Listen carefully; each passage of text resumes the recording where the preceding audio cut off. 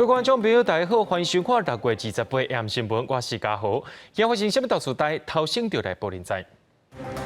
国内伫今仔日增加60个本土病例，也有3人死亡。另外，指挥官陈时中也讲，拜三有41万剂莫德纳疫苗会送到台湾。屏东的确诊者捌去过放疗病院，目前病院是休困1天进行消毒。若准6月14日了后去过放疗病院民众，也爱赶紧去做体检。有假阳性的民众上无人机，引起金门县长的不满。指挥中心表示，若总有记录，拢袂当上无人机，爱进行检验。新闻一开始，咱赶紧来关心国内疫情消息。国内伫今仔日增加60个本土病例，也有3人死亡。目前已经是连续4天病例数拢伫咧100以下。指挥官陈时中也讲，可能是假日时啊采检的人数有关系。不过对整体来看，疫情有渐渐伫咧稳定。另外，最近百货公司、风景区的人数也开始变侪咯。陈时中是搁再提醒民众，无代志是唔通出门，就算有挂嘴暗出到外口去，人侪也就是爱烦恼。新冠疫情本土个案继续增加，8月28新增加60例本土病例，个案分布以新北市33例上多，搁再来是台北市22例，桃园市2例，果人市南投县加彰化县各1例。另外死亡新增加3例，这也是连续第4天，一天新增加病例数在100例以下，搁再创下3级警戒以来上少例。今天的案件数比较少。当然可能跟礼拜6、礼拜天那采检的人比较少，可能有关系。但是那确定这个是整个的发病的病例确定是往下在走。李进前对秘鲁登来台湾的祖孙2个人确诊新冠肺炎，也连带甲印度变异株传登来台湾。指挥中心赶紧列出甲祖孙2个人共班机的前后2班的乘客，总共38位，即阵34个人 PCR 采检结果拢是阴性。同班机的接触者有38位，那其中34位已经 PCR 检验是阴性，那3位在检验中，那1位已经出境。那搭乘的防疫计程车的司机他也在新北，他 PCR 也是阴性。由外界对着印度变异株的传播力非常关心，指挥中心讲，对新加坡的研究有发现，印度变异株原来是发烧、咳嗽是主要症状，甲英国变异株无明显的差异。疫苗对着两者的保护效果也差不多。不过，特别注意的是，印度变异株的交互传播力比英国变异株是也搁较悬。Delta 病毒株确实它的传播力是会有比英国病毒株还有更高的一个传播的能力，它的加护传播率在英国变异株的时候是8.6%，那到印度变 Delta 病毒株的时候，这个加护的传播率确实有上升不少，到12%。另外，最近的本土确诊数下降，民众开始关袂掉啊。百货公司甲各风景区的景点纷纷出现袂少的游客。指挥官陈时中呼吁大家，无代志尽量莫出门，有代志紧去紧转来。就算大家有挂嘴暗，也过人流增加，大家做伙也是毋好。记者自从报道。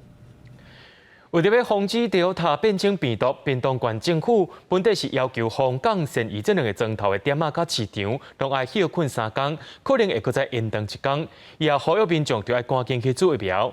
另外，确诊者捌去过放疗病院，县政府也要求病院就要休困1天进行消毒。若准6月14日后去过放疗病院的民众，也爱赶紧去做体检。屏东放疗病院大门口徛休诊期间大门封起来个失败，也是有唔知的民众要来看病，无法度入去。啊，你唔知影讲今仔日病院休1天哦？有啊，知加冬。加冬哦，你要来撒药啊，还是看诊？没有，那个检查那个肺部的。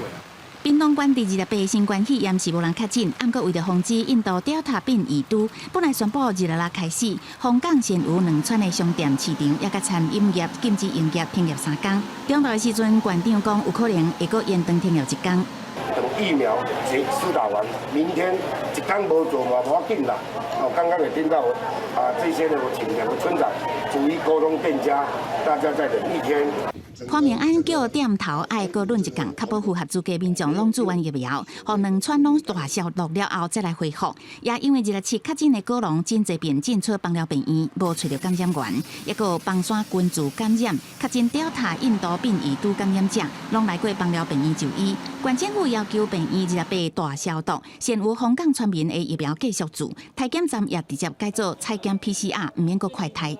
会依照他的 PCR 的一个结果去做分流通知，让他依我们既定的一个时段来，这样子呢就避免那个一个群聚。刚下晡就通知啊，下院卡就会通知。通知看讲几点按来做啊。另外，因为高龙的感染源不明，县政府扩大体检范围，呼吁6月14去过邦寮病院的民众、邦寮乡、春日乡民拢来体检。最近4天来体检的人数是1500人，结果拢是阴性。也有台大教授建议，县政府爱将体检的范围包含西仔乡也加茶城乡。县政府讲，各界宝贵的意见拢有收到，目前屏东的防疫措施甲教授建议的方向是同款的。记者综合报道。为着要防止湘北地区批发市场疫情，台北市政府下令北农渔产特产花卉4大公司甲宽南市场的员工中半拢爱注疫苗。今仔日，这寡中半生理人就分配去病院住，毋过着机关执行讲通知了伤过慢，做法伤过赶紧，甚至认为讲市政府伫咧暗砍病例数。北农的总经理表示讲，头一个病例甲绑架地管有关系，毋过指挥官陈时中认为北农的疫情源头到呾有关是真歹。礼拜早起，宽南市场的大头生理人坐专车要去做 AZ 疫苗，因为北农互相烧的感染事件，北市府下令，除了北农以外，渔产特产花卉甲宽南市场的员工甲承销商拢爱注射疫苗，总计注射人数大约是13000多人。7点的时候来这边集合，将近900个人去注射疫苗。下午2点还有一批，下午有1300的业者可以去打疫苗。通知2000多人，上少爱卡2000多通的电话，而且拢是伫7点到了后才开始通知。予协助通知的自治会成员是真无用，老接电话少数的大头生理人也可能真多，老高的人，整体过程互市员认为讲市府甲联医伤过赶紧，准备过程要互相收的议论。比较晚才拿到这个名册，时间真的是很赶。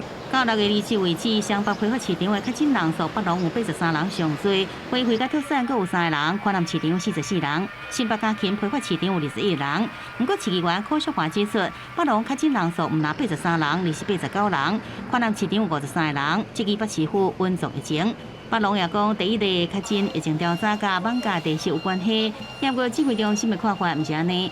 第一例，他注释了，跟你讲的，他有去就是万华活动室。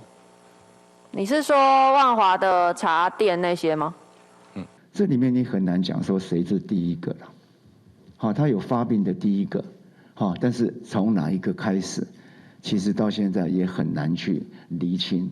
指挥官陈时中讲，即阵要判断什么人是源头，也讲上早，为着清零，北市府拜四开始对5大批发市场做大规模的 PCR 采检，列出13000多人。医疗应变组副组长王必成也协助。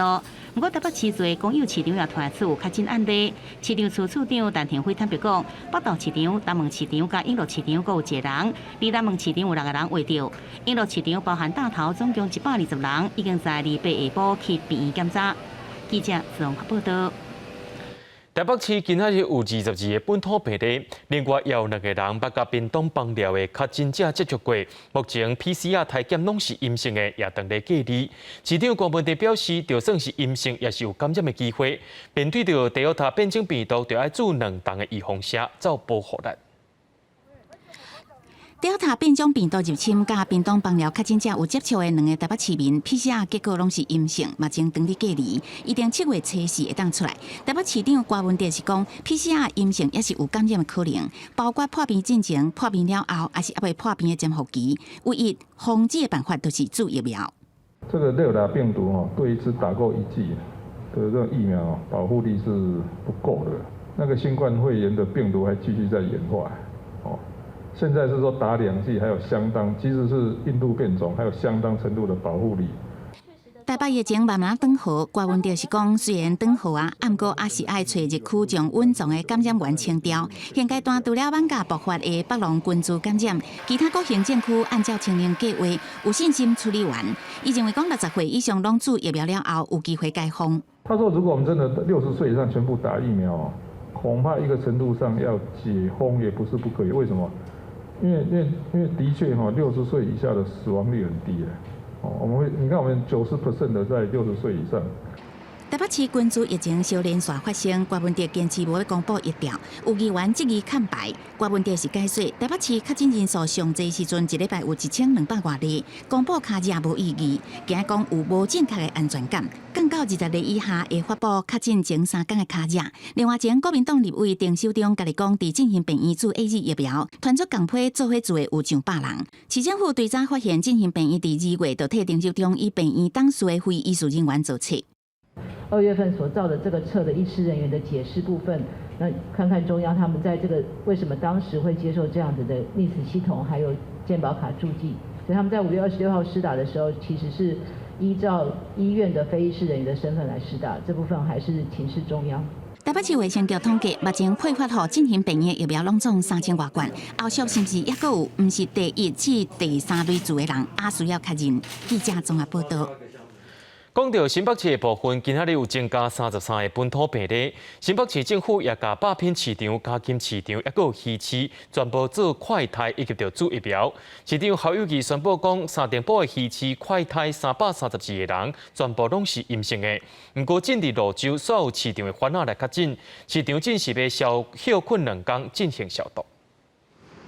新北市本土确诊个案，搁再在50例以下，离北新增加本土病例数33例。不过，后来却是头一摆出现2例确诊个案，是一个90外岁老人，也有照顾伊的人。市长侯友宜强调，实际上是发生在病院内底，伊来感染。而受到外界关心注意的3店铺鱼市场检查结果已宣布全数快速检查阴性。到中午12点，我们快筛了332人，全部都是阴性，疫苗接种298人。我们今天会持续把快筛750人把它筛检完毕，同时接种疫苗。保持物资无中断，新北市对8片市场、嘉金市场到鱼市场全部进行快速检查，并且注射疫苗。不过，泸州有市场传出大头确诊，市场4间看到广告，连续2天要全面来清洁消毒。早上8点就有通知了，说我们这边有人有确诊，叫我们要休2天。接下来会在连续的2天，请店家及摊商停止营业，并进行清消。那也请近期有到泸州中央路市场的民众，能够就近到永安儿童公园快筛站进行筛检。另外，和新北市政府烦恼以后来势真凶病的 Delta 病毒，8家病毒确诊者有接触的2人，包含防疫计程车司机在内 ，PCR 检测拢是阴性。防疫计程车它是在6月6号在这个竹孙到南下屏东，那这个中间呢，其实间隔已经是21天了，所以它是属于中央匡列的其他追踪，也就是扩大采检，必须要加以采检。那它实际已经采检，它的 PCR 是阴性，它并不是一个确诊的个案。由Delta变种病毒已经侵入台湾，侯友宜向中央发话，对着入境的人严格管控，建议任何国家入境的人拢必须要检查2摆，并且建立全境的快速通报机制，全岛联防堵疫情。记者综合报道。行政院长苏贞昌今下晡去到桃园视察莫德纳疫苗的检验作业，也感谢民间团体斗协助。针对着民间买疫苗的部分，卫福部长陈时中表示，鸿海甲台积电的申请案虽然是真顺利，不过也有其他的困难。另外，主席也当咧致歉，目前政府是一别甲因授权。另外，陈时中也讲到，拜三会有41万单莫德纳疫苗会送入表到台湾。美国送予咱的250万剂莫德纳疫苗，28号完成检验。行政院苏贞昌去看作业流程的时阵，除了感谢美国，嘛感谢民间团体甲企业透过无同的管道来争取疫苗。我们对于民间企业团体愿意来争取购买疫苗，都非常的感谢肯定，也都一起大家合作，来希望能从更多元的管道，更多的能够取得疫苗。卫福部长陈时中表示，即马鸿海甲台积电申请采购 BNT 疫苗的案件，有困难要克服。另外，主席来申请采购 BNT 疫苗，刚会当比较这2间公司得到政府的授权的，各伫讨论当中。没有，现在还没有得到政府的授权，都还在商讨之中而已。民间是有采购，可是都还不够具体了在这个应该说鸿海跟台积电。到目前我们的状况进行的顺利，不过仍然有很多的困难，这事情可能要一件一件的来。但是中嘛表示，30号有41万剂咱家己买莫德纳疫苗到货，这航班甲时间啊，等到台湾的时阵来向大家报告。只不过这家疫苗还未到台湾，都先来回应。但是中共啊，这是正式媒体报道，未来还是希望较低调一点。莫德纳的疫苗在这2天礼拜3会进来但是我只是跟大家讲，就是说证实这件事情。但是我还是希望，就是说还没有进来的时候，大家还是比较报的比较少一点好的免得有任何的节外生枝国内疫苗数量无够，但市场嘛表示，去年要向 Novavax 来讨论讲要来买疫苗代志，嘛依照对方的建议，透过 COVAX 平台来提出200多万剂的需求。不过嘛 ，COVAX 平台会当公示停落来，政府嘛透过其他的管道，跟 Novavax 来做进一步的谈判甲讨论。记者张志勇、谢振林台北报道。讲到最近这3天发生29件，可能是因为注疫苗所引起的死亡案件，有3例拢是50多岁查甫民众，因拢有慢性病；另外有20例是75岁以上的老大人。国内这3天以来，有18399人次注新冠疫苗，除了111个人是注第2档，其他拢是注第1档。也那3天内嘛新增加29件注疫苗了后发生死亡不良事件的通报。死亡的年岁是伫53岁至99岁之间，其中20例拢是75岁以上的老大人。指挥中心表示，敢是甲疫苗有直接的关系，拢搁会调查。目前已经知影其中3个50多岁死亡的个案，拢有慢性病病史，其中1个解剖了后初步排除甲疫苗有关系。是50几岁的男性，那本身是有高血压、糖尿病、心脏病跟思觉失调症，那也是接种疫苗之后，那在4天后猝死，那有接受解剖解剖的部分，目前初步看到死因是有胃穿孔、腹膜炎跟麻痹性的肠阻塞。新北市卫生局2日嘛通报2例注 AZ 疫苗了后死亡的个案，一个是有几种慢性病69岁的男性，16注疫苗27过身；另外一个是85岁有糖尿病甲失智症的患者，16注疫苗，17开始出现血糖低、甲会喘等等的症状，送病院了后续无转来。嘉义市嘛通报一个50岁西药剂的患者，伫6月17注疫苗，2月送到病院进前就死亡。指挥中心表示，相关死亡的个案，敢是甲注疫苗有关系，需要由预防接种受害救济审议小组来认定。不过，英国官方研究报告已经显示，对抗传播力较强的 Delta 病毒，注2档疫苗保护力会当明显提升。对 Delta 病毒来说，当然只打1剂的时候保护力可能是不足的，那只有33%。那打了2剂以后，对于轻症的保护力可以上升到60%到88%。那特别是对于住院的保护力，其实在英国病毒株或者是印度病毒株，那其实2边都是差不多的，都可以有很好的一个保护力。目前咱国累计注疫苗的人次有192万6973个人次，超过180万人注 AZ 疫苗，有118000多人是注莫德纳疫苗，注疫苗的比率是8.04%。指挥中心呼吁，即卖疫苗小连续送到位，有符合资格的民众会当赶紧来注，希望会当继续提升注疫苗的比率。记者综合报道。国外疫情当咧滚价，咱入境的管制措施也变搁较严格咯。若准是对高风险的国家入境，拢爱去住一中检疫所，若爱做2届的 PCR 检测，也禁止亲戚朋友来接机，敢若会当去坐防疫车队登去检疫地点。真侪入境的旅客拢表示讲，真愿意配合。社区消毒持续进行当中，桃园2日新增加本土确诊个案2例，一个甲双北有关系，另外一个是护理之家的住民。6月18要注第1档疫苗，最近因为血糖秤悬，送病院了后采检确诊。不过第1届采检是阳性 ，CT 值超过30，第2届采检是阴性。也那卫生局嘛已经针对护理之家110个住民，也有工作人员做采检，目前当地等检验的结果出来。第2次他采检是阴性，那第1次的采检的 CT 值是35.3，等这个110个，我们今天早上所完成采检的结果，必要的话，我们会把一层楼住民清开。为了阻挡 Delta 印度变种病毒拓开，桃园机场专门提升入境旅客检疫措施，为巴西、印度、英国、秘鲁、以色列、印尼甲孟加拉等等高风险国家入境的旅客，袂当居家检疫，全部都要带去集中检疫所，而且嘛禁止亲戚朋友去机场迎接，都要搭防疫车队去检疫的地点，违反的人会罚1万至15万的罚款。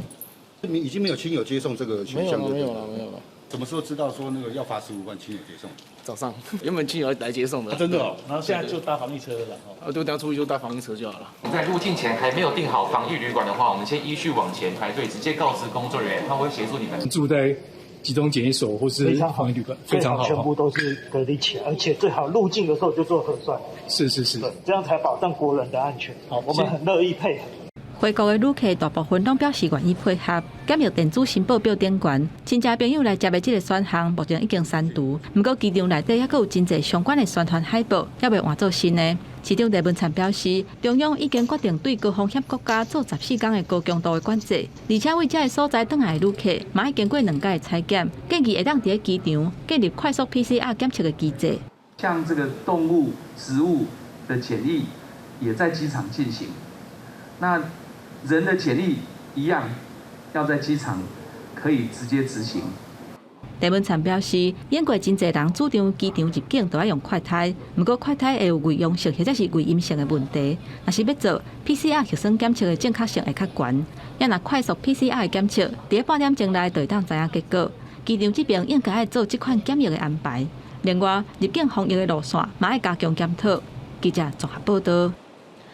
有一名旅客27对于上山机场要去到金门，所以因为上飞机进前有做快筛，可能是阳性的，就改做到第2届，到尾是阴性，放伊上飞机。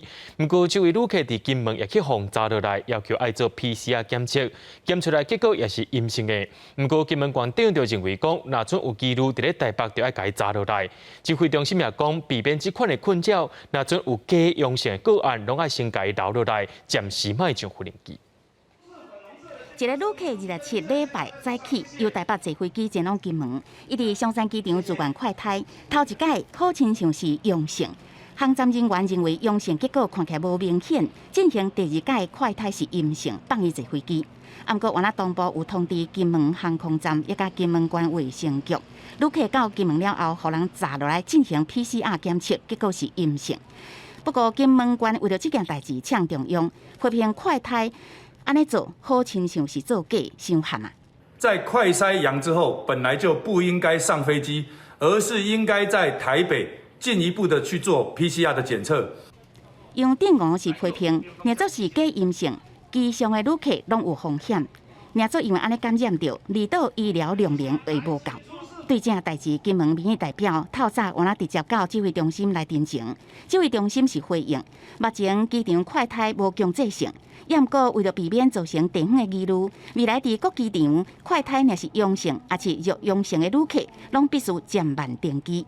有一点点的这个不确定性，那我们都一定要民众要做完 PCR 的检测之后，一定要确认是阴性，那才能够再上飞机。金门县政府伫5月23日宣布启动进入金门都要普筛，只不过互中央撤销公告，金门机场快筛检验站也被拆除。即届阁发生好亲像阳性登机的事件，县政府第2遍呛中央，认为坐飞机的旅客有普筛的必要性，呼吁中央爱避免空中的航线变作是防疫的漏棚。记者综合报道。对着阮的镜头来看在地上大条，虽然讲到台南今仔日无增加确诊病例，不过昨昏却是增加8个本土病例。台南市今仔日也赶紧安排28个体检站，按算一天要体检1500人，防止病情来断开。另外，针对着安南区的居住感染源头，市政府表示也搁伫咧调查。台南省大病院支援的安南果菜市场体检站，下晡1点半开始体检，预定要体检上济1000人。不过因为果菜市场有确诊者卡热，民众烦恼的为着比早起另外一个体检站人明显加真济。其实我们这个筛检站最主要是因为确诊个案是住在这一个里，所以是针对周边的高风险的里民来做筛检的。但是因为50其实它大概有300-400，我们开放预约是150，那我们还是多备了大概150，所以今天如果全数都可以筛检完的话，我们今天筛检量可以达到300。台南日起，雄增加8个本土确诊病例，打破台南连续11天无确诊者案例。市政府除了清洁消毒，28开始连续3天设置2位大型体检站，民众连做甲确诊者个案有卡热共款的，拢会当去接受 PCR 体检。不过安南区规定小话来源是啥？市政府是讲，原本怀疑一个去过中华日区的亲情是感染源，后来检测抗体也甲 PCR 拢是阴性，所以排除。也不过刷出了另外一个抗体是阳性的家族亲密接触者。但是以去过所在，目前也搁在调查。那但是在中央给我们的资料里面，我们又发现有另一位跟这个家族群聚者有亲密接触关系的一个亲人哈，他本身的抗体是阳性的，那抗原是阴性的，所以我们现在从这位疑似确诊者这个疑似感染源去详加的调查他的足迹。安南区规定小话事件引起民众的烦恼，台南市卫生局也针对确诊者按14683大的社区19号41个人做 PCR 的体检，27暗时检验结果出来，41个人拢是阴性。另外，我们准备1万份快筛试剂要拨到基层诊所，希望协助在第一时间找出社区潜在感染源。另外，屏东确诊司机载民众去台南的宫庙问代志，市政府要罚伊至少12万。记者综合报道。这疫苗若准有中，要安怎来注文呢？台中市政府今仔推出疫苗储存的登记网站，对明仔载开始开放18岁以上的民众会当来注文。不过各县市的做法都无啥共款，亲像彰化县就表示讲，目前疫苗是真欠货，若准无伫咧名单内的民众是袂当来登记。疫苗持续咧注，不过逐工到落尾拢有注无了的，为着摆脱这疫苗，嘛互毋是正规类注射的民众会当有机会来注。台中市政府2日下晡推出注无了疫苗注文的机制，为2到早起9点开始，开放予18岁以上的民众伫网络注文来注。那在施打的前一日，我们一样会根据这个乱数排序的内容，排序比较前面的民众，有可能是10位，有可能是20位，我们会简讯通知排序比较前面的民众。注无了疫苗，台中市开放伫咧注的前2天，伫咧网络会当登记，而且采随机的方式来排顺序。不过，这敢若限制伫咧公部门的注射站，也若刷落来莫德纳疫苗，嘛会配发去合约的医疗院所。不过，注无了疫苗确实是无济，民众若要注文，嘛是爱靠运气。原则上，因为莫德纳一罐是14剂，那市府统一规定要预约满10人才可以开1瓶，这是符合施打对象的，要预约满10人才开1瓶，所以原则上它的残剂最多应该是4到5剂针对注无了疫苗，其他的县市嘛无共款的做法。可比南投县是予合约医疗院所开放予18岁以上的民众来登记候补，也若苗栗县原本有开放注文，不过目前拢已经予注文了啊。那就我们苗栗县来讲我们现在目前呢就是各个卫生所回报回来的，以及医疗院所回报的，我们目前呢都已经预约额满了目前彰化县是无开放注文，才会注无了疫苗。彰化县府表示，因为疫苗还无够，所以要是以中央公布的分类优先来注。也若注无了疫苗，会由各乡镇卫生所来回收，再个针对已经伫咧名册内底，而且还未注的第1类至第6类的对象来注。记者综合报道。伫咧屏东的邦山发生Delta病毒群聚感染事件，影响到在地山野的销路。有民众表示讲，有不少消费者来退订单，不过今仔日嘛有地方的代表甲企业大量注文山野，希望甲农民来斗3工。屏东地检署也当咧调查讲，到底是虾米款的人伫网络顶头乱传讲山野有病毒这款的假消息。早起拄食采收的山野，一人一人再来包装，大家赶要出货。这是有企业注文500箱的山野，希望会当甲邦山农民斗3工。这个应该是在污名化。我们枋山地区来讲，芒果还是正在收获，像我们现在在采收也是外销在集货啊。毋若业者生气，农民嘛真无奈，想要到Delta病毒伫邦山出现，却连邦山山野的销路嘛受影响。农民表示，伊原底一工会当出40-50箱的山野，即马剩无10箱。加在有地方民代一摆订100箱的山野，专门要送去北部的病院，予医护人员。有的人定咧打电话来讲，连工还去送，感觉足无奈啦。因为这三亚跟疫情无什么关系啦。送给双北医院、新北20所、台北20所的医院，给医护加油，同时也为我们果农加油。除了民间发起团购，农委会表示，若受困难的农民会当透过帮山农会来销售。原地农会一天会出6台车送山药去台北，即马估算可能数量会增加，因为已经有农民表示需要帮忙。会知影是有一半的农民，伊即马开始有咧甲阮联络，会使阮嘛主动甲农民咧联络，甲农会这边才有咧配合的，有要件有过，因为详细是一定要有要件要有过，阮靠我都帮家帮助。造成这摆消费者退订帮山山药事件，是因为网络传出水果会炭病毒的消息。到底这个假消息是安怎来的？屏东地检署表示，已经派检察官主动调查。记者陈嘉文来为做屏东报道。国际上要紧，咱来关心全世界疫情。真侪国家本地拢是想要来放零，想要到武汉肺炎变种，走出一个 Delta 病毒出来，本地规划也煞拢乱起咯。其中，伫咧澳洲的群组感染是有愈来愈严重的趋势。另外，后边的疾病管制局也提醒各国，要爱有关疫苗注射率。根据英国广播公司 BBC 的报道，当地目前新增加新冠病毒确诊的病例，差不多拢是去为着 Delta 变种病毒。后边卫生主管机关嘛指出，因为 Delta 病毒比早期出现的新冠病毒传染力还佫较悬4成至6成，所以预估为即马到8月底，欧洲新增加的确诊患者会有9成是去为着 Delta 变种病毒。ECDC 认为讲，注疫苗也是会当对抗 Delta 变种病毒，只是注2档的保护力是比注1档还佫较悬，所以因呼吁欧洲各国都要持续推动注疫苗的工作。都有航空公司的技师为了要欧洲的旅游业会当量早恢复正常，所以这个技师主动去注疫苗站做志工，希望会当协助要注疫苗的人。We travel to America, we travel to Africa, all around the world. And unfortunately, we can't do that at the moment. So the vaccination program has been a real boon to try and get the UK public back travelling. 其实唔但英国、欧洲大陆为法国到俄罗斯注疫苗的比率也是较低，也那葡萄牙已经恢复首都里斯本的旅游禁令。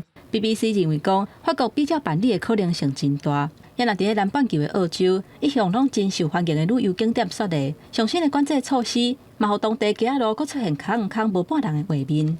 Thanks to the very poor procurement and rollout of the vaccines, we don't have that strength to respond to the situation. 澳洲最近出现而且持续增加的确诊病例，拢是以雪梨附近的邦迪海沙堡为中心，而且向外拓开。另外，毋但伫咧雪梨所属的新南威尔斯、北边的昆士兰、甲南边的维多利亚，拢小连续传出有新增加确诊的病例。公司新闻，徐家仁编译。伫咧进前才参加欧盟高峰会的卢森堡总理贝特尔，日前透过总理办公室发表声明，表示总理去验到武汉肺炎啊。另外，英国的国防参谋长卡特也验出阳性，指出有真侪高层拢爱做回来隔离。就算讲这个疫情一直的关卡，不过欧洲国家杯卡球赛却是照常举行，偏偏主办国家罗西亚的圣彼得堡疫情有关是真严重。挂黑色的喙暗入去会场，卢森堡总理贝特尔甲欧盟成员国的领袖，二是参加欧盟高峰会，也阁以手后翘小卡的方式来小照门。不过想袂到27的时阵，总理办公室向发声明，讲总理贝特尔确诊，目前已经开始10天的居家隔离。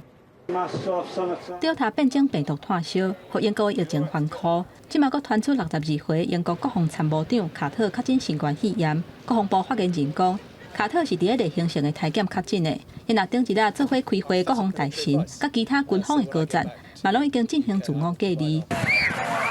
西班牙真无简单，才伫咧顶礼拜解除户外喙暗禁令，就连观光胜地马约卡岛嘛准备好要迎接游客。不过想袂到当局伫咧2日公布600例群聚感染，对早源头疑似是为全国各地来的学生来参加演唱会，还佫有开 party。行程结束，返去厝里了后，才小连续传出确诊。目前已经鼓励1000外的少年人，要求因都要自主隔离。Да, за последнюю неделю пациентов увеличилось где-то на 1/5 от того, что мы работали как бы до этого, и пока тенденцию по последним дням мы не видим к снижению. 由俄罗斯圣彼得堡主办的2020欧洲国家杯，即马当地进行当中。不过，即马所传出当地疫情滚价，官方的数据指出，圣彼得堡伫2月过一天死亡的人数有107个人，是疫情爆发以来的高峰。全国确诊的人数嘛超过2万人。即马各国政府烦恼讲，坐球迷来看比赛，恐惊会加做防疫的空棚。公司新闻王碧文报道。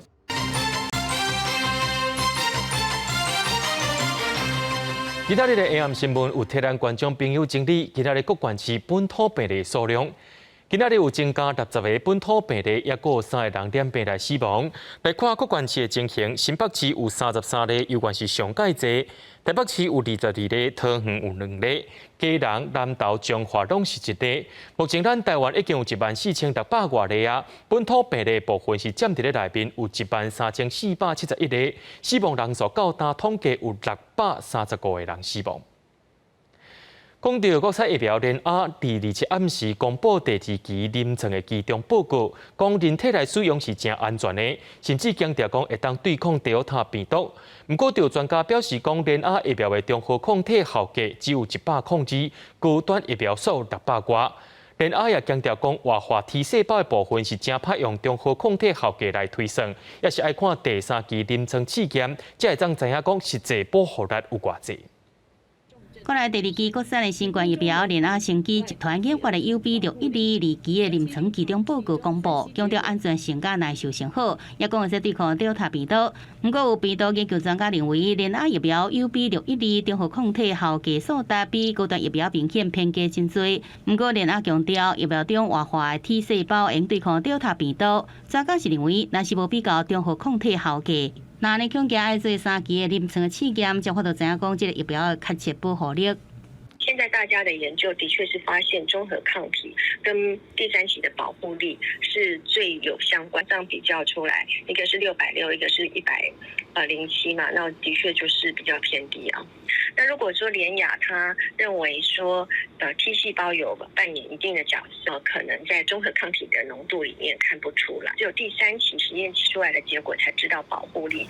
联雅有计6月底进前向食药署申请紧急授权 EUA， 不过有入围这期食药署紧急授权审查标准无完备，建议调开公听会定出审查的规范。难道他们不该去遵照世界卫生组织的规范吗？为什么卫福部到现在还没有定出这个紧急授权的规范？只有空白授权吗？离高端疫苗原定7月初审查紧急授权，传出恐惊延到7月底进行。食药署长吴秀梅证实，因为重要技术性资料无补齐，民众要在7月做高端疫苗恐惊会有变数。在我们食药署对这相关的审查的作业，都常常被批评是过严呐，他们是非常的谨慎，到底什么时候会真的来审？那主要看他文件要提供的完整嘛。高端疫苗估计离白收盘258块，盘幅是4.27%，离联雅估计是开悬行价，不过最后收在268块，起伏是3.88%。离联雅完成解剖结果，必须等到11月下旬，新幅度顺利摕到 EUA， 真受到注意。记者综合报道。目前全国的3级疫情界是搁再延长时间到7月10日。对真侪私立的幼稚园来讲，无囡仔就无收入，其他成本也是要继续负担。目前新竹县已经有2间幼稚园、1间补习班讲要收起来了。业者也讲，纾困贷款的标准真悬，若阵继续落去，同行一定会倒规片。教室内底敢若有桌椅啊、教材甲教具，无满的学生。疫情3级警戒。保教业甲幼稚园持续停课到大，对私立幼稚园来讲，真正是强要记载袂掉。我们要负担很沉重的劳健保的费用、老师的薪资、固定的成本，我们现在就是完全卡在一个不知所措的状况。教育部规定是采停课不停班。所以说，目前还是有些家长我们要服务他，我们也担心小朋友送来之后，老师也这个安全上跟健康上面的染疫问题，能不能够统一变成是停课，然后也停班。停课无停班的政策，让园方都要持续付人事，还有厝租等等的营运成本。政府推出的纾困贷款申请阁真复杂。目前高市新竹县已经有2间幼稚园面临着要收起来的困境，那保教业的情形嘛无乐观。听说桃园有4家已经倒了，那新北市更是高达10家。新竹县目前已经有1家补习班倒闭，他也申请了撤照，也成功了。那有好几家目前对外宣称是停业中，送件数6000，退件数4000，这么夸张的一个数字比例。无论是纾困贷款，或者是老师的薪水补助，想要申请成功并不简单。全台湾呢有17000多家补习班，6800家提出申请，月底会过53家，也没有营业登记证，然后有很多东西都没有。但银行要的是这些东西，但教育部说有啊，银行说没有啊，所以我们到现在还没有人用补习班的纾困贷款去申贷成功的。补教业希望相关的单位会当赶紧审核补助，而且提供银行专案认定的公文，来协助业者申请纾困贷款。另外，嘛期待会当研究有条件恢复上课的措施，和相关的配套会当更加周至。也若无，唔知当时才会结束的疫情，受到冲击的层面恐惊会更加大。记者综合报道。针对着做临时算点钟的劳工来讲，会当有1万块的纾困补助，而且是对今仔日开始开放申请。不过劳动部有规定讲，要伫咧4月30之前参加就业保险，才会当来申请。不过有一阵人是头家无甲因投保，当然也袂当领到这条钱。劳动部表示讲，若准无符合资格的民众，会当向卫福部来申请急难补助。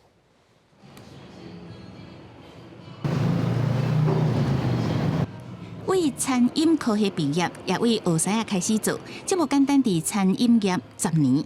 创业青年林建成总算家己开意大利面餐厅，店面拢装潢好啊，佮加上厨房的设备，开120万的成本，煞拄到疫情。因为我原本就是想要创业，可是刚好定金付下去的时候，疫情就爆发了，那也没有办法停下来啦，所以就只能硬着头皮先上。就是开一天就赔一天呐，真的是开一天就赔一天，因为3、4千块，其实连我的员工的薪水都付不出来。卖府拍开知名度，全国餐厅就禁止店来食，服务业伫即届疫情会当讲影响重大，不少做散工的拢无班。劳动部早起10点开放基本工资做散工的，申请1万块现金补助，关系到41万的劳工权益。截至尾暗已经有收到13多万件，差不多1/3。不过条件是头家伫4月30有替劳工投保就业保险才有资格。我是觉得有一点不合理啊，因为我们刚好是这个时候创业，可是我们也确实被影响到了，但是我们却没有办法去申请纾困的补助。前几个月留备期也未替员工加保，新劳就无法度符合纾困规定。伫大学生的底卡论坛，也有一寡工读生讲，头家是用日投保，有上班才有纳保，偏偏4月31天无妨排着班，所以也是无法度摕到补助。这一次的纾困，那各部会大概都是以4月30号，也就是说疫情其实还没有升温的之前的这个日子来做一个基准。如果说当天没有加保各项社会保险的，那在纾困的分工上面来讲，是由卫福部的急难纾困这一个部分来做协助。做散工的平常时权益无互人重视，到纾困的时阵是毋是会更较惨烈？劳动部解说讲，5个人以下小型店头，虽然讲无强制头家爱替劳工来纳保，暗过有要求必须爱替劳工加保就业保险。若做这做散工的发现头家应该加保无加保，就当随时甲劳保局反映。记者综合报道。受到疫情影响，伫花莲的旅馆业大部分拢是休困的。不过有真侪店家为着员工设想，开始想办法做其他的生意，希望讲会当趁寡钱来补贴员工的薪水。这是花莲火车站附近一间民宿，为疫情进入3级警戒开始，就停止接待人客。头家顾虑到员工需要薪水才当生活，所以规气找大家做伙来包水饺。虽然有政府的一些纾困的这个补助，但是对我们来说还是杯水车薪，我们一些固定的开销还是非常的多。算是一个新的学习过程，然后让我们在这中间就是学习到很多不一样，就是跟平常工作完全不一样的技能。另外，不少5000级大饭店嘛开始变通，将高级料理用变价方式推出送到厝的便当，也真受消费者的介意。饭店员工也拍片学习，上百个员工除了总铺以外，差不多1/3的人爱到摆餐包装甲送货。因为客人没有办法来我们饭店用餐的体验，所以也希望他们能够不要忘记我们。然后另外一块也是希望是说给员工有一些出路。整个的作业流程来讲，其实有很大的改变。但是呢，大家还是很尽心尽力的在做这些工作。这届疫情冲击观光旅宿业者为了生存，敢来当设法创造收入。根据花莲县政府的统计，为5月初1开始到目前为止，花莲已经有117间业者，拢总199个人红资遣，缩短工时有71间业者，拢总616人。大量解雇的业者有2间，员工有35人。不过一般的感觉是无通报的个案可能更较多。记者综合报道。伫咧三级警戒期间，民众无法度去到健身房运动。着健身房的业者今仔日做伙甲立委来召开记者会，讲因毋若申请补助有问题，连被借纾困贷款银行也毋借因，希望政府着要来斗出手，互因渡过难关。疫情关卡，健身三级变产级，有业者出面讲，互停业甲出租逼甲记载袂牢，想要请体育事业纾困补助，佮卡伫爱提出疫情期间的营收证明表，但是这项报表是2个月来结算一届，爱到7月中才提有，即马嘛袂当领。因为他们要求5、6月最新的401报表，那通常最新的报表2个月为一个单位，为一次这样子。哦，所以你们的这个收入的报表要到什么时候才会出来呢？7月15号。互业者心烦的代志，佮要向银行来申请纾困贷款4点控，嘛互评估是高风险的三级。同款因为无上新的营收证明表受到拒绝，连要借钱过日都无法度。立委嘛提出建议，希望政府通放宽贷款的条件。民众可以减负切结书，那减负这个切结书，那就可以进行所谓的贷款。那这个切结书，很多人说，这会不会有造假等等？不要为了1、2个不好的人，把整个产业砍死砍爆，针对业者申请营业收入报表的困难，教育部体育处是表示，有开放予业者先申请纾困补助，再来交件贷款的部分会联络金管会来了解，全力协助业者。另外，针对一个无路健保、无工会教练的纾困案，上新的统计有受理6000多件，嘛当咧审查，会尽速来放宽。记者陈雅文调随采访报道。受到疫情影响，有真侪公司拢当咧放无薪假，不过彰化县有要到一半的公司拢是制造业。伫即届疫情当中，就业市场比较起来算是有较稳定。彰化县劳工处表示，这2个月失业率大约是3.8%，算起来是全国第2低。台湾新冠肺炎3级警戒延到7月12日，彰化县政府原本7月初10要举办的就业博览会，也配合防疫暂停。彰化县劳工处表示，县内有将近50%的制造业、40%的服务业、10%是农业。伫这一波疫情下，就业市场相对稳定。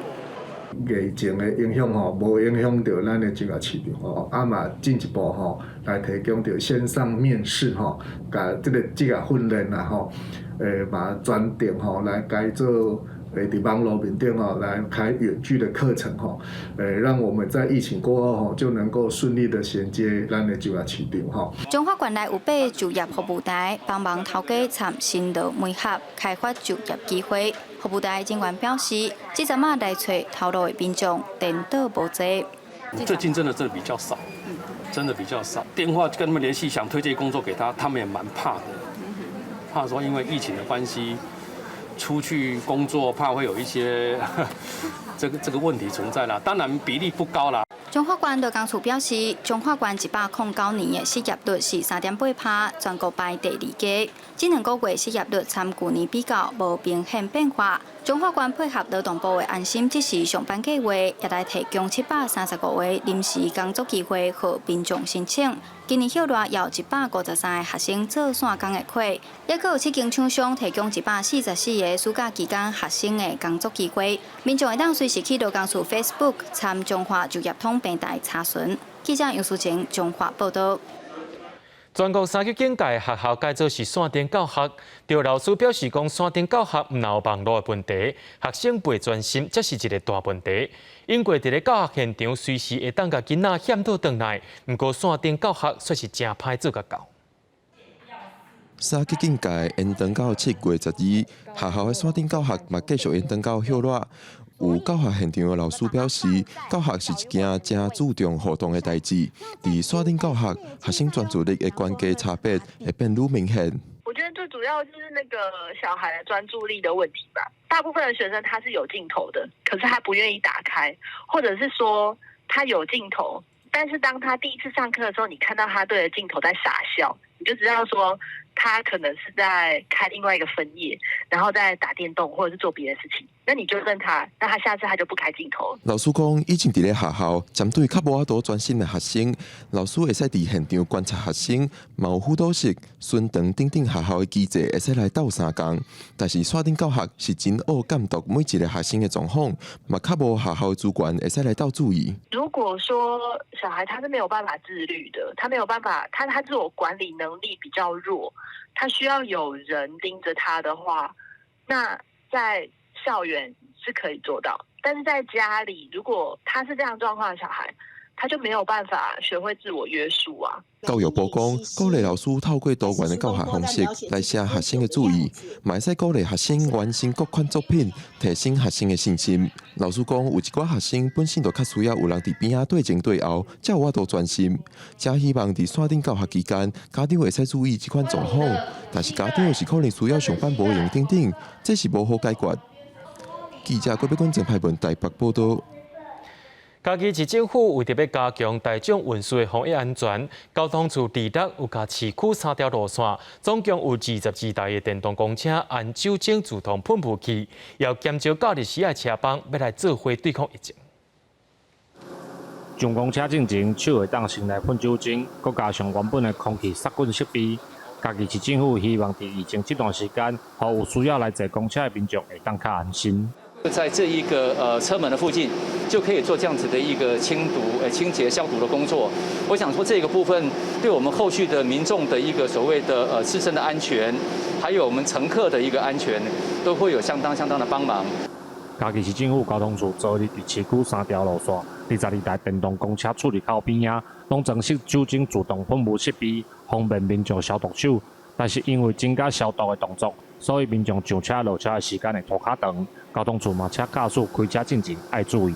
我们的民众用完了这个消毒的酒精之后，那驾驶会等到我们的乘客坐定位置之后，他才会开车。不会说你在消毒的过程中，你还在行走的过程中，那我们的驾驶就移动了车子，不会。目前疫情3期警戒，民众减少无必要的出门。嘉义市的公车伫假日的时阵，嘛配合减少车次。业者呼吁要坐大众运输工具，唔能爱配合防疫措施。如果有发烧、咳嗽的症头，请唔通来坐车，以免造成传染的风险。记者林伟霆，嘉义报道。明仔载天气是好也是歹，做伙来看预报您就知。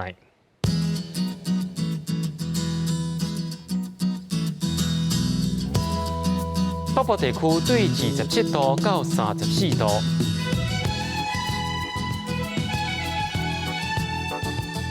中部地区对25度到31度，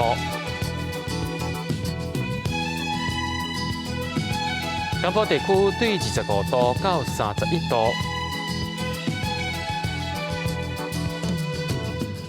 东部地区对26度到32度。咱来看外岛地区，对26度到30度。还有未来3天气象。